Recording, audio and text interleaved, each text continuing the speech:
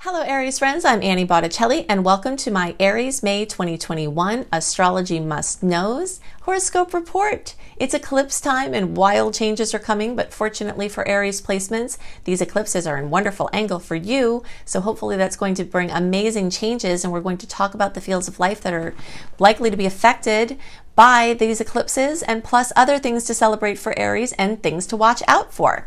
So one of the first things that I'm very excited about this month for you is that there is this continued focus on your finances.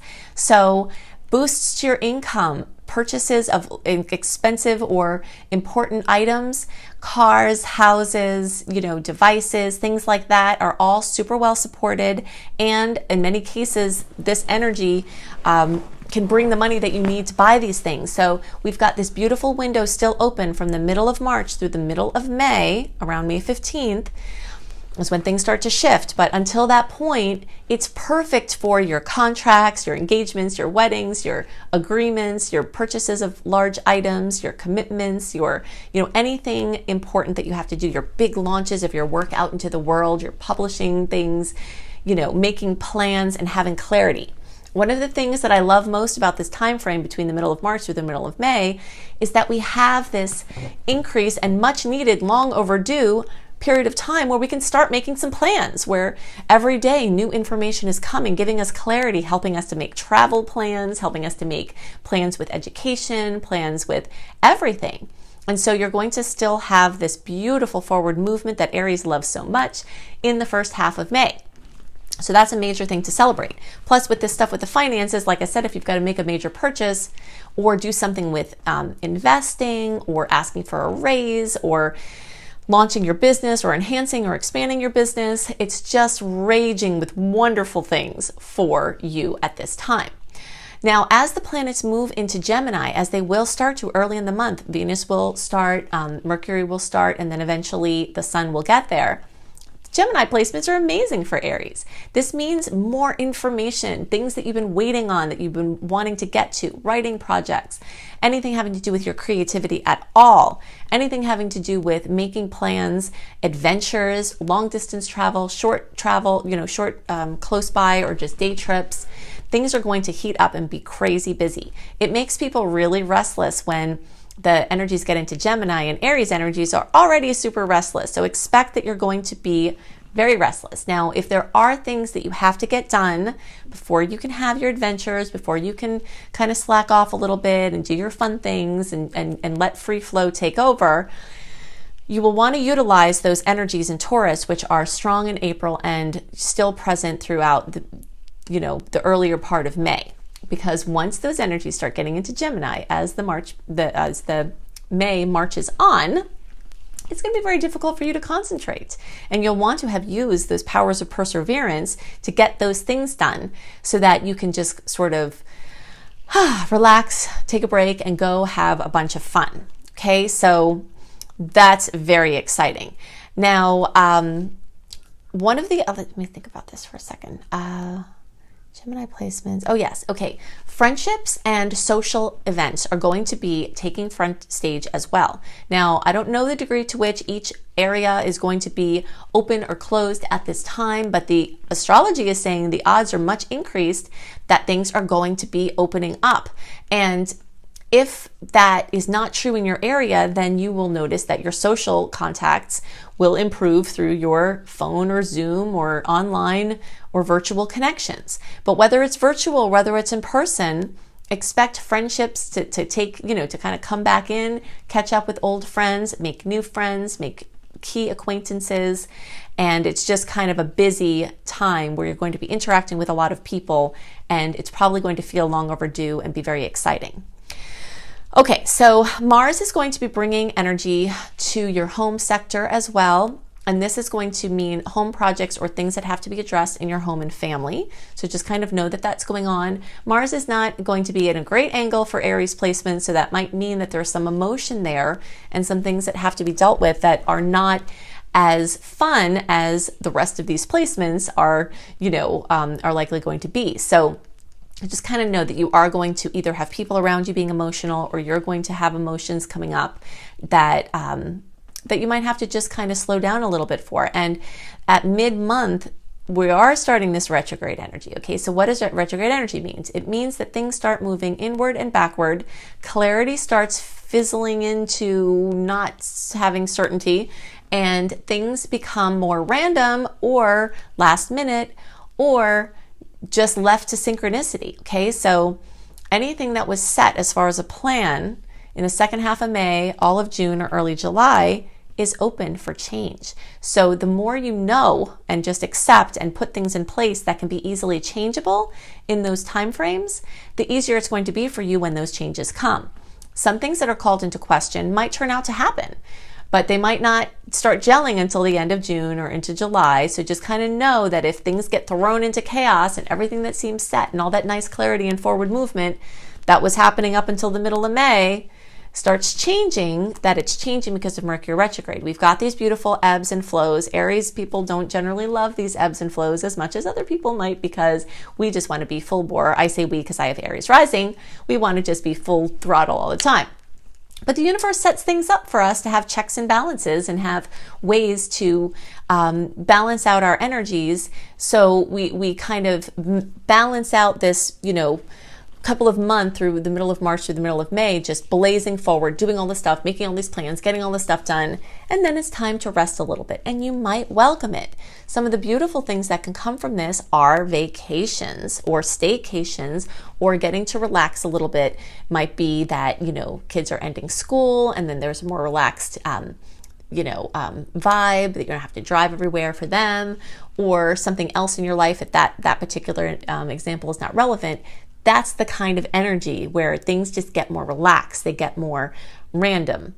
And if you are going to travel at this time, which the odds are increased that you will, because Mercury does that, and especially when Mercury is retrograde in Gemini, then just know that plans could come up suddenly, opportunities could come up suddenly. The more you leave your schedule open, the more magical things can fill into that space, and just kind of expect those changes. Now, if you are have your Aries placement, whether it's your moon or your rising or your sun or Venus or Mercury or Mars or whatever you're watching this report for, if you have it between 16 and 24 degrees, you're going to be even more affected by the retrograde, because, and that's also corresponds to like around April 6th through April 18th or so. Because Mercury is going to cross over your Aries point, then it's going to retrograde over, hit it again, then it's going to go direct over it again. So it doesn't have to be a bad thing. And because it's a nice angle, it could turn out to be even a better thing, where something comes in and then more information and it's even better, and then more information and it keeps going. But there is some kind of increase in the chance of things happening in threes with news or information or things going on, especially for those of you in that group. But all Aries, really, this could be one of the easier Mercury retrogrades because of the angle that it's at for you. So you may know that I've also been a coach for almost 20 years. I started doing coaching work even before astrology started coming into the forefront of my coaching. And I always like to give you all strategies to help your self-development as an Aries. And one of those things is to understand the energy of fire. Okay, now while fire and water don't always mix very well, right? Unless you're trying to put out a fire. A strategy for Aries that I suggest that I use for myself regularly is helping yourself with water, like literally baths, showers, taking trips to water, creeks, the beach, anything like that. Any way that you can bring the energy of water into your life is going to help you to literally cool your jets. Now, you might notice that you pull in watery people around you if you have a lot of fire. And those people could be really annoying sometimes, and you can be like, why are you dampening my fire? But the universe, like I said, has these checks and balances. So you might need to have extra water, but you can consciously use the energy of water, even just spraying your field, your energy field with mists, and anything that involves the energy of water is something that helps to calm the energy of Aries. And of course, Aries rules the head. So just giving yourself, even if it's just once a day, like a little mini scalp massage. I like to rub peppermint in my scalp and just give like a quick temple and head massage. anything like that that helps to release some tension, and just kind of like lean your neck down and rub all around here. Even just doing this once a day is going to help all of the energy that goes to your head. Everything goes to your head, and the more you can just kind of like rub away and dissolve away the tensions up there, you can prevent a lot of issues that come from having too much energy concentrated in that sector. Okay, so let's talk about the eclipses. I want to talk about where these are going to hit for you. And then I'm going to go into a more detailed eclipse segment that talks about when we experienced these eclipses last, what years ago, so you can kind of have that frame of reference, why I focus so much on the eclipses, what the, Gemini and Sag eclipses can tend to bring, and just a very good in-depth eclipse segment to help you. But first I want to refer you to my Eclipses in Sagittarius video. If you search for Annie Botticelli, Eclipses in Sagittarius, or go to my YouTube homepage and look at the eclipse playlist, every Aries it'd be good for you to watch this, because I go into all of the things that I've seen eclipses in Sagittarius, how they manifest over all the years I've been tracking these. Okay, so it's very in depth. And the eclipse is May 26th, and it is at 6 degrees of Sag, and it's a full moon lunar eclipse. Okay, so dramatic endings, major new beginnings, high emotion is likely. And that's one of the things you're going to see probably the second half of the month more, is that emotion is going to start to take over. I mentioned that with the Mars aspect also, but things are going to get definitely more emotional and a little bit more stressful. But some of the stress can be good, kind of like if you buy your dream house and you're moving and you're stressed because you're moving, like that kind of stress. There is a likelihood for good type of stress to be coming, but there are also chances that it could be something challenging, or having to say goodbye to something that you don't want to. But the odds are definitely in your favor with your placement that it will be something positive. And the closer you are to 6 degrees, the more this is going to be a notable occurrence for you. So that's basically the, let's see, March born and the first few days of April are going to, in likelihood, have even more pronounced effects from this eclipse, although every Aries has a chance to have effects.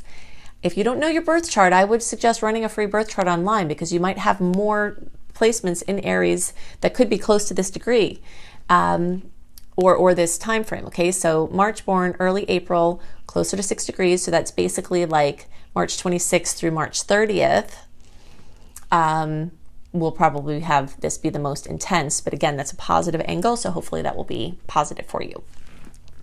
Okay, so I also recommend that all Aries watch my Eclipses in Gemini video, because, and you can search for Annie Botticelli, Eclipses in Gemini, or go to my YouTube homepage and look in the eclipse playlist, because the Gemini eclipse is in June, and we often feel the eclipses 4 to 6 weeks before. So May, we're feeling the May eclipse, but May, we're also feeling the June eclipse, which is in Gemini. So if you watch that video, you'll see a lot of details about what you can expect from that.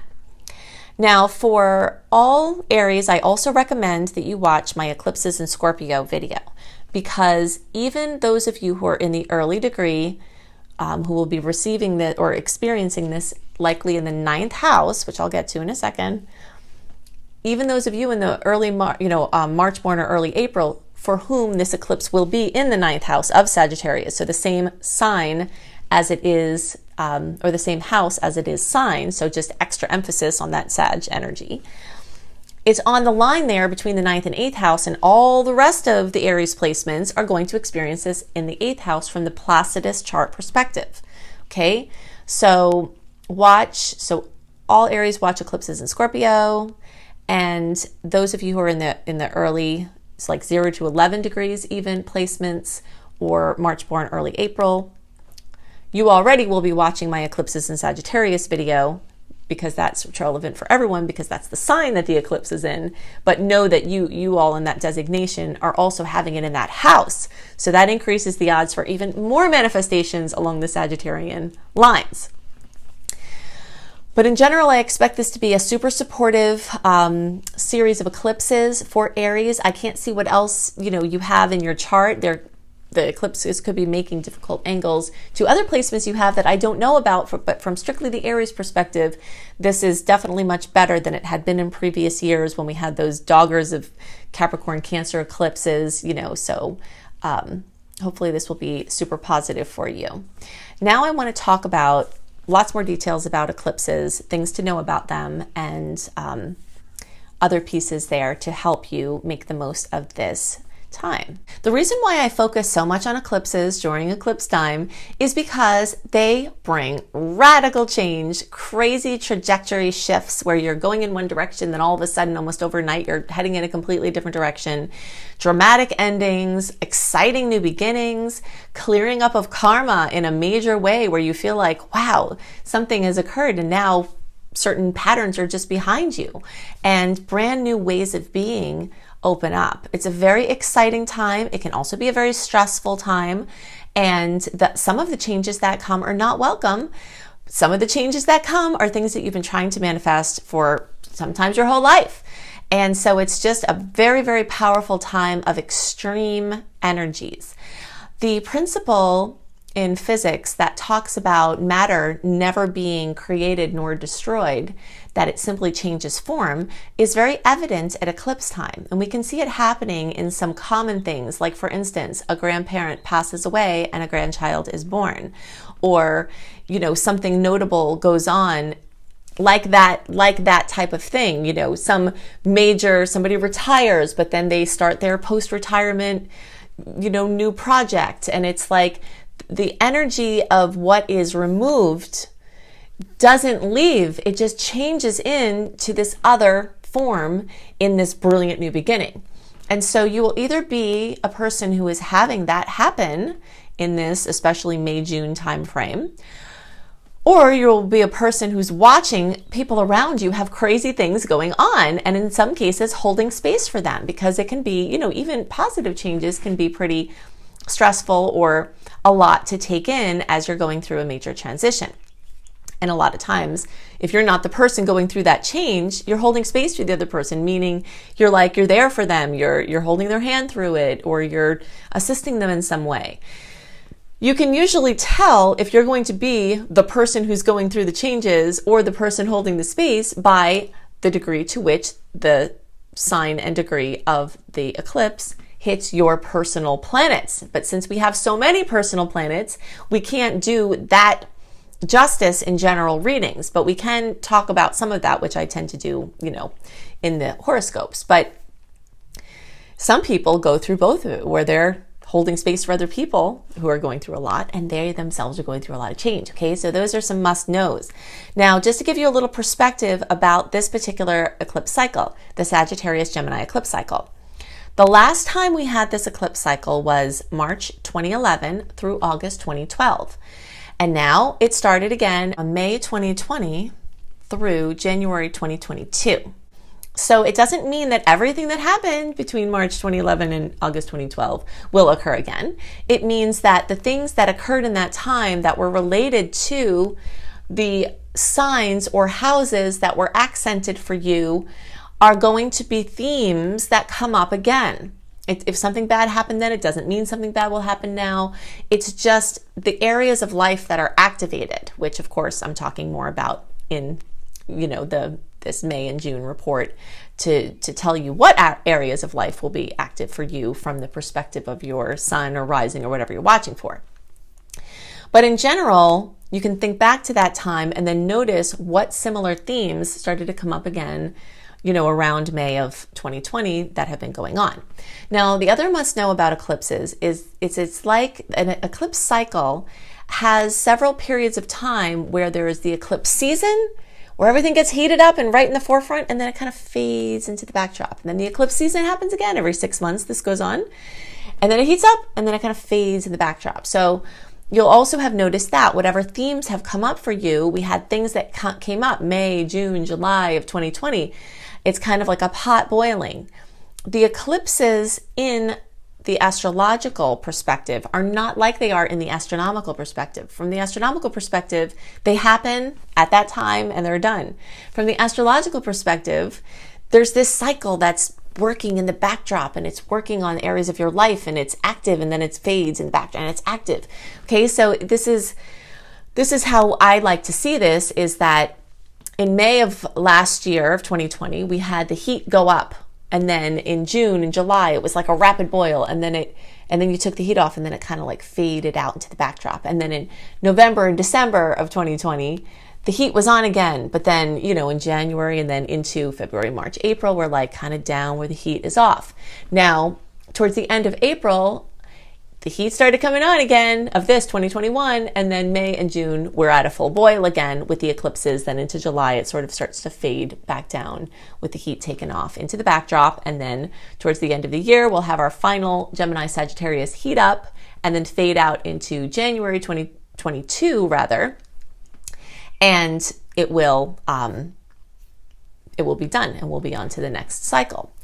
Okay, so in general, anything involving cars, transportation, including, guarding yourself while you're driving. You have to be extra careful during Gemini and Sagittarius eclipse cycles, because it tends to highlight transportation. And so that can bring, accidents or things with cars or vehicles or walking or your mobility. You don't have to be afraid. It's just to become more aware. So anything having to do with how we share information and how we take in information and how we share it. Education, we can see since last year, we thought that it was COVID that did this, right? But it was really a part of an astrological cycle that was bringing the topic of education and how we are getting educated into the forefront. So now we have new breakthroughs and new storylines with how we're getting educated, kids and adults. Also, how we're commuting or not commuting to work. So you can see as of, the spring of 2020, the fall for those of you down under, and now in the spring of 2021, in the fall for those of you down under, where we're back in this, okay, what are we going to do with the kids in school? Who's going to wind up staying home? What are we doing with work? People are working from home. All of this is very much related to this eclipse cycle. It's more related to this eclipse cycle than it is COVID. COVID is part of the storyline, but COVID is also astrological. And if you want more information about that, search for Annie Botticelli coronavirus and watch my very in-depth video talking about how astrological cycles are really at the source of the things that we think are related to COVID. COVID is part of the astrology, not the cause of everything that's going on. So in any case, we will see things involving international topics. Immigration has been a very hot topic since last year, especially. And we're seeing the storylines of that unfold. Anything having to do with relationships with different countries and our international business. All of that is very much related to the eclipse cycle of the Sagittarius Gemini. So all signs will be seeing those storylines heating up into the forefront. Something else that is a major must know about eclipse time and eclipses in general is that the eclipse cycle matches the North and South node transit. So for those of you who know about North and South nodes, maybe you didn't know that there was a direct relationship between the eclipse cycle and the North and South nodes. They're both running along the ecliptic. And the ecliptic is this is a very important area of focus in astrology, because this has to do with your karma and your dharma. So the difficult patterns that you brought in, whether it was through your own soul's, behaviors and journey, or whether it was through ancestral things that have gone on in your particular DNA, or whether it's the human consciousness that's undergoing evolution, all of those karmic pieces are represented in the South Node energies. And then the North Node energies speak to our highest expression this lifetime, our highest evolution, our dharma, what we came here to do. So eclipse time always is very rich with opportunities to clear karma, clear old patterns, clear programming that's not working, and set up new wiring, solidify the trace of a suggestion that's sitting there waiting to be actualized in the form of our highest destiny, taking steps into making those pathways be solid and more of your norm. So it's very much a time where you have opportunities to step into your highest expression in major ways and let go of major old patterns and become revitalized and have your life just opened up in ways that you've only dreamed of. So it's a very exciting time. I mean, what What is there in the mind of the seeker that could be more important than stepping into your highest destiny and your highest expression this lifetime, right? And so the eclipses bring us on there, fate points, fate meetings, fate, endings, divine, destined, or fated endings, fated beginnings, things that have that sense of like, wow, this is really fated here. This is really destined. You'll feel that the energy of synchronicity moving you in these magical, ways that you can't, you have to acknowledge that, wow, obviously there's something else at work here. It's a very magical time. And it's a very intense time. And your nervous system will be under duress, and you'll probably need more sleep, but it may be harder to sleep, and you might need more of your nervous system support and your adrenal support. And those are ways that you can really maximize this time, because the better rested you are and the more your body has the nutrition that it needs, the easier it is for you to manage what's going on. Sometimes someone will say, well, what do these supplements and these things you talk about have to do with astrology? And in my mind, they have everything to do with astrology, because if you're trying to have the best possible experience, and you know that there are intense times coming, how you experience those intense times is going to be affected tremendously by the state of your adrenals and the state of the rest of your whole nervous system and your other systems. So if they are working well and well supported, then as the stresses come, it's easier for you to step into your superhero self and have an easier experience of the challenges that come. And the challenges, like I said, could be super positive, but still challenges just the same. Like, let's say someone buys their, dream house, and that certainly could happen now. Well, the leaving of the old house, the actual move, the logistics, there is stress involved even in the best of changes. And those are the types of things that are going to be occurring in this May-June timeframe in a very big way. If you would like even more information on how you can maximize the starry possibilities, click on the little arrow underneath the video that says more, and that little arrow click will reveal all the notes below the video. Most of the time that I spend working is spent doing free offerings, and you can see what all those are and get the links directly to them in the notes below the video. First thing to do is go to anniehelpsyou.com, sign up for my free email newsletter. Not only will you get my Happy Scopes, a sneak peek into the highlights of all of the months of 2021. Right now, you can see all of that immediately, but you'll also get a more detailed overview of each month, 1 month early, the sweet and salty dates of the aspects, what you can expect from them, and a general write-up of the month ahead delivered into your inbox 1 month early. You also get a free sign-on bonus called Shine, which is my virtual 28-day coaching program. And this is very, very, very detailed, and it can really help support you in your conscious evolution and breaking out of old patterns. So you get all of that when you sign up at anniehelpsyou.com. You'll see it right on the front page. It'll say, hi friend, and then it'll have space for your name and email address. The next thing to make sure to do is go to my school, lumelife.com, L-U-M-E life.com. It's Luminous Life Multiversity, and I've got free courses there, including one to help you ramp up your abundance called Unleash Your Money Magnet. You can also see my paid courses there, including my crazy comprehensive astrology program called Becoming a Professional Astrologer Mastery course. If you'd like to do astrology as part or all of your professional offering, or just become adept enough for your own process or to help other people, you will love, love, love this course, especially if you resonate with my work. And you can see that at lumelife.com, and plus the other courses there.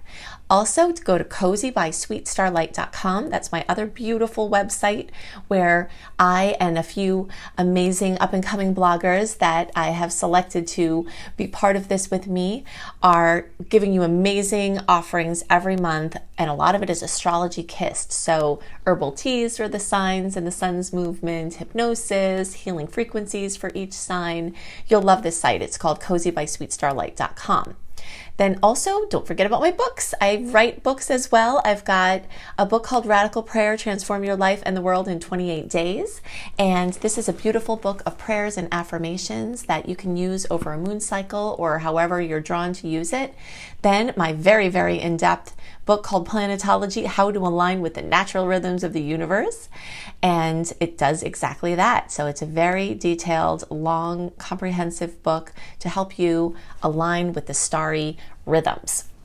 And another very exciting thing that I want to share this month is it's the month of my boy, Seamus. We call him Seamus Blue Moon. It's his birthday in May, and he is having some offerings that are starting to come out. So you can see some work of his artwork in the link below. In the future, you will see him teaching courses at my school. He's working on a course now. So he's also a rune master, an amazing reader of runes. So you'll start to see more by him coming soon. And so this is his beautiful launch into the public. So you can check out some of his artwork in the link below in the More button. So I hope you have a wonderful month, and I'll see you next month. Bye.